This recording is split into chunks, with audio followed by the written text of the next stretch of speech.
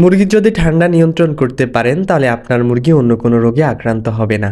ঠান্ডা রোগ থেকে মুরগির অন্যান্য রোগের উৎপত্তি হয়। রোগ হলে আমরা মুরগিকে সুস্থ করতে পাগল হয়ে যাই, কিন্তু আমরা কিছু নিয়ম নির্দেশনা পদক্ষেপ নিলে মুরগি রোগে আক্রান্ত হবে না।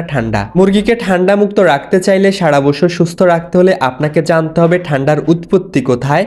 যদি আপনার মুরগি ঠান্ডা রোগে আক্রান্ত হয়েছে কিনা সেটা কিভাবে বুঝবেন, আপনার মুরগির শরীরে যদি ঠান্ডা চলে আসে তাহলে কিভাবে সুস্থ করে তুলবেন, কখন কি ওষুধ প্রয়োগ করবেন, এইসব বিষয় জানতে হবে। আজকের ভিডিওতে এই সকল বিষয়ে আলোচনা করা হবে।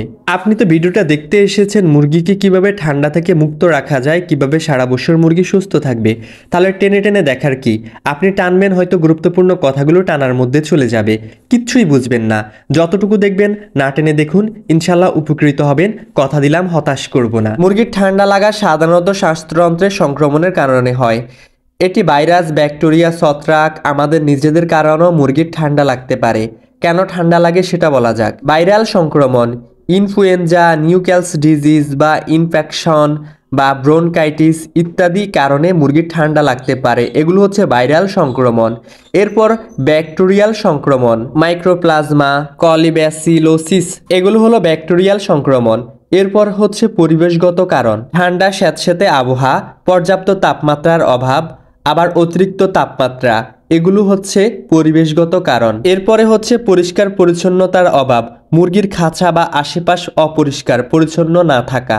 এরপর হচ্ছে পুষ্টির অভাব, ভিটামিন এ এবং ডি এর অভাবে শ্বাসতন্ত্রে দুর্বল হয়ে যায় এবং কি মুরগি ঠান্ডা রোগে আক্রান্ত হয়। এই যে 1 মিনিট বকবক করলাম, কিছুই বুঝেননি আমি জানি, ভালোভাবে বুঝিয়ে দিচ্ছি মুরগি কেন ঠান্ডা রোগে আক্রান্ত হয়, কি কারণে মুরগি ঠান্ডা লাগে। ধরেন আমরা মুরগিকে ভ্যাকসিন দিয়ে থাকি রোগ প্রতিরোধ ক্ষমতা বৃদ্ধি করার জন্য, মুরগি যেন ভাইরাসজনিত রোগে আক্রান্ত না হয় সেদিক লক্ষ্য রাখার জন্য।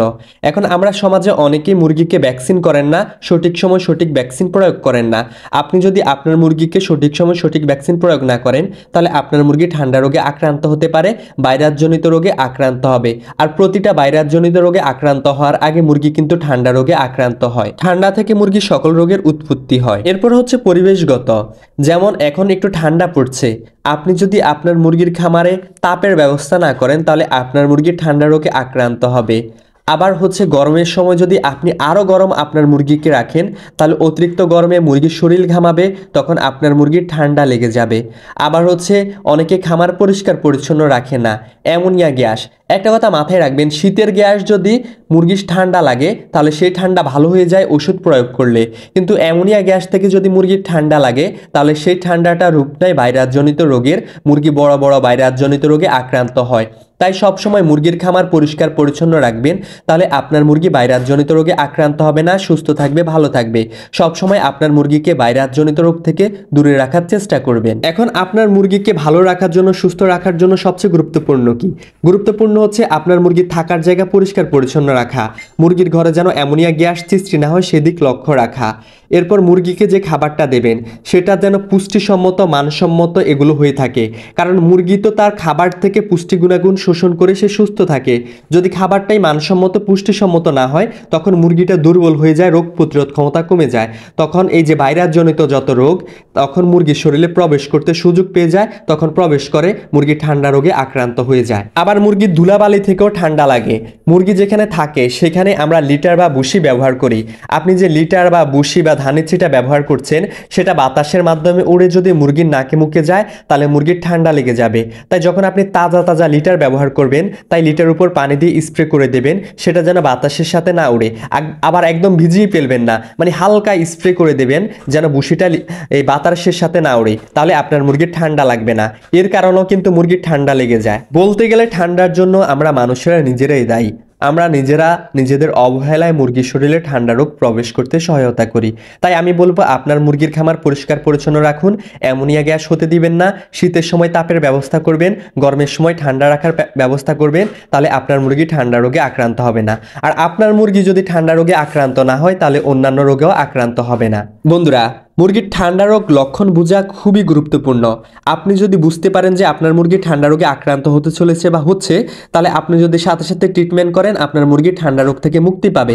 কিন্তু আপনি যদি এই বিষয়টা বুঝতে না পারেন তাহলে আপনার মুরগি মৃত্যুর কোলে ঢলে পড়বে, অনেক বড় বড় রোগে আক্রান্ত হবে। তো প্রথমে বুঝবেন হচ্ছে নাক দিয়ে পানি ঝরা, হাঁপানির মতো শ্বাসকষ্ট, খাওয়া দাওয়া কমে যাওয়া, চোখের চারপাশ ফুলে যাওয়া এবং চোখের চারপাশটা লাল হয়ে যাওয়া। তারপর বুঝে নেবেন যে আপনার মুরগি ঠান্ডা রোগে আক্রান্ত হয়েছে। মুরগি নিস্তেজ হয়ে পড়বে যখন আপনার মুরগি ঠান্ডা রোগে আক্রান্ত হবে। যখন আপনার মুরগি ঠান্ডা রোগে আক্রান্ত হবে তখন ঠিকমতো খাবার দাবার খাবে না, খাবার দাবার ছেড়ে দেবে অনেকটাই। তারপর আপনার মুরগি হাঁচি কাশি দেবে। আপনার মুরগির চোখটা যদি একটু উপর করেন, মানে চোখের পাতাটা একটু সরান, দেখবেন চোখটা লাল হয়ে আছে, চোখ দিয়ে পানি ঝরছে। এগুলো হচ্ছে মুরগির ঠান্ডা রোগের লক্ষণ। বন্ধুরা, এখন আলোচনা করব প্রতিরোধ এবং প্রতিকার। কি করলে আপনার মুরগি ঠান্ডা রোগে আক্রান্ত হবে না, এবং যদি ঠান্ডা রোগে আক্রান্তই হয়ে যায় তাহলে কি কি ওষুধ প্রয়োগ করবেন। কিন্তু তার আগে একটা রিকোয়েস্ট, যারা স্বপ্নে কৃষি ইউটিউব চ্যানেলের নতুন দর্শক তারা চ্যানেলটি সাবস্ক্রাইব করে সাথে থাকবেন, আর যারা ইতিমধ্যেই সাবস্ক্রাইব করেছেন তাদের প্রতি কৃতজ্ঞ। যারা ফেসবুক পেজ থেকে দেখছেন তারা পেজটি ফলো করে সাথে থাকবেন। আরেকটি গুরুত্বপূর্ণ কথা, অনেকে মুরগির বাচ্চা পালন করতে চান, ভালো মানের ডিমের মুরগি, মাংসের মুরগি সংগ্রহ করতে চান, তারা আমাদের বন্ধু এগ্রো অ্যান্ড হ্যাসারি থেকে নিতে পারেন। শর্ত সাপেক্ষে আমরা সারা বাংলাদেশে মুরগির বাচ্চা ডেলিভারি দিয়ে থাকি, অরিজিনাল ভালো মানের মুরগির বাচ্চা। ডিমের জন্য পেয়ে যাবেন মিশরীয় ফাওমি, ব্ল্যাক অস্ট্রেলপ, টাইগার। মাংসের জন্য সোনালী হাইব্রিড, সুপার হাইব্রিড, ক্লাসিক অন্যান্য মুরগির বাচ্চা পেয়ে যাবেন ইনশাআল্লাহ। ভালো মানের মুরগির বাচ্চা কমপক্ষে 100 পিস নিতে হবে। স্ক্রিনে দেওয়া নাম্বারে কল করুন। প্রথমত পরিষ্কার পরিচ্ছন্ন। মুরগির থাকার জায়গা শুকনো এবং গরম রাখুন যদি শীত থাকে।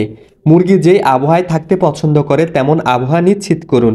আর যদি গরমকাল হয়ে থাকে তাহলে মুরগির ঘরটা ঠান্ডা রাখার ব্যবস্থা করুন। এরপর পরিষ্কার পরিচ্ছন্নতা। নিয়মিত খাঁচা পরিষ্কার করুন, থাকার জায়গা পরিষ্কার পরিচ্ছন্ন রাখুন। পানি এবং খাবার পাত্র জীবাণুমুক্ত রাখুন। তাজা তাজা খাবার দিন, দিনে 2-3 বার দিনে খাবার দিন, পানি দিন, তাহলে আপনার মুরগি ঠান্ডা রোগে আক্রান্ত হবে না। পুষ্টি সরবরাহ, ভিটামিন এবং খনিজ বৃদ্ধি করুন। যে যে খাবারে পুষ্টি গুণাগুণ ভালো তেমন খাবার আপনার মুরগিকে নিশ্চিত করুন, এবং কি ভিটামিন, মাল্টিভিটামিন এইসব আপনার মুরগির মাঝে প্রয়োগ করুন, তাহলে আপনার মুরগি ঠান্ডা রোগে আক্রান্ত হবে না। টিকা প্রদান করুন, প্রয়োজনীয় টিকা যেমন রানীক্ষেত, গাম্বুরো ইত্যাদি টিকা আছে, ব্রোনকাইটিস, এগুলো টিকা আপনার মুরগির মাঝে প্রয়োগ করুন। যদি আপনার মুরগি ঠান্ডা রোগে আক্রান্ত হয়ে যায় তখন কি করবেন সেটা আলোচনা করা যাক। প্রথম স্তরে যদি ঠান্ডা থাকে তাহলে ডক্সিবেট ওষুধটা প্রয়োগ করবেন। যদি হাঁচি কাশি থাকে সাথে ব্রঙ্গোবেট এই ওষুধটা প্রয়োগ করবেন, তাহলে আপনার মুরগির ঠান্ডাটা ভালো হয়ে যাবে। ঠান্ডার ওষুধ কিভাবে প্রয়োগ করতে হয় এটা অনেকেই জানেন না। ঠান্ডার ওষুধটা একটানা ব্যবহার করতে হয়। 3 বেলা পানি দিবেন, 3 বেলায় ঠান্ডার ওষুধ দেবেন। এরপর যদি দ্বিতীয় স্তরে থাকে, মানে ঠান্ডার মাত্রাটা একটু বেশি থাকে, তাহলে আপনি হচ্ছে মাইক্রোনিড ওষুধটা প্রয়োগ করবেন। মাইক্রোনিড ওষুধের সাথে যদি হাঁচি কাশি থাকে বেশি তাহলে হচ্ছে পালমোকেয়ার এই ওষুধটা প্রয়োগ করবেন। মাইক্রোনিড ওষুধটা প্রয়োগ করবেন হচ্ছে আপনি 1 লিটার পানির সাথে 1.5 গ্রাম মাইক্রোনিড দেবেন, আর 3 থেকে 4 লিটার পানির সাথে 1 ml পালমোকেয়ার ওষুধটা দেবেন। আর যদি আপনার মুরগির একদম বেশি ঠান্ডা লেগে যায় তাহলে আপনি কিউটিএল এস এসক্যাপ কোম্পানির এটা প্রয়োগ করতে পারেন। 2 থেকে 3 লিটার পানির সাথে আপনি 1 ml কিউটিএল এস ওষুধটি প্রয়োগ করবেন। এটা সাথে যদি হাঁচি কাশি একদম অতিরিক্ত থাকে তাহলে পালমোকেয়ারটা দেবেন। আগেই বলেছি পালমোকেয়ারটা কিভাবে ওষুধ দেবেন। এই ওষুধগুলো দিয়ে আপনার মুরগির ঠান্ডার ডোজ করবেন। আর ঠান্ডার ডোজটা হয়ে থাকে 3 দিন। 3 দিনের মধ্যে যদি ভালো হয়ে যায় তাহলে তো আলহামদুলিল্লাহ, নাহলে 4 দিন, নাহলে 7 দিন, কিন্তু একটানা ওষুধ প্রয়োগ করতে হবে। আর ঠান্ডার ডোজ যখন প্রয়োগ করবেন তখন সাথে যদি লিভারের ওষুধ আর কিডনির ওষুধটা দেন তাহলে আরো ভালো কাজ করে।